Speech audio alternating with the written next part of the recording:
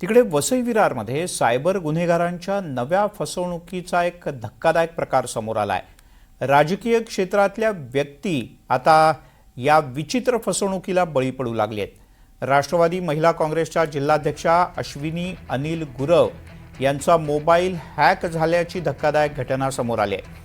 व्हॉट्सॲपवर काही संदेश पाहत असताना अचानक त्यांचं खातं बंद पडलं आणि काही वेळातच त्यांच्या मोबाईलवरून तब्बल 3 ते 3.5 हजार संपर्कांना संशयास्पद लग्नपत्रिका संदेश पाठवण्यात आल्याचं उघड झालं।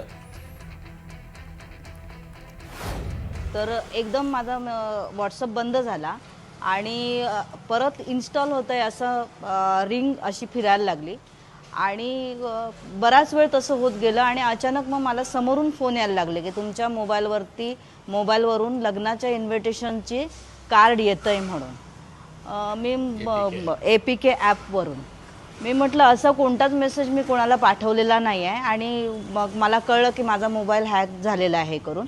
मोठ्या म्हणजे सेलिब्रिटींसकट म्हणजे राष्ट्रवादीचे जिल्हाध्यक्ष आहेत, तहसीलदार आहेत किंवा पोलीस स्टेशनमध्ये पोलीस म्हणजे राष्ट्रवादीची महिला जिल्हाध्यक्ष असल्याकारणाने खूप मोठ्या लोकांचे फोन माझ्याकडे सेव्ह आहेत। तर सगळ्यांनाच मी प्रिन्सिपल आहे शाळेवरती, तर एज्युकेशन डिपार्टमेंटमध्ये सुद्धा अशा पद्धतीचे मेसेज गेलेत। लोकांना फसवणुकीसाठी व्हॉट्सअप मोबाईलद्वारे, फेसबुकद्वारे किंवा इंस्टाग्रामद्वारे निमंत्रण पत्रिका पाठविली जाते आणि निमंत्रण पत्रिकेमध्ये वेगवेगळ्या माहिती असतात आणि सुजाण नागरिक हे उत्साहापोटी ती लिंक ओपन करतात आणि ज्यावेळेला लिंक ओपन केली जाते त्यावेळेला आपल्या मोबाईलचा पूर्ण ॲक्सेस संबंधित जो हॅकर असतो तो घेतो आणि आपली फसवणूक केली जाते। त्यामुळे कोणत्याही परिस्थितीमध्ये APK फाईल असल्यास सर्व सुजाण नागरिकांनी त्याची पूर्णपणे शहानिशा केल्याशिवाय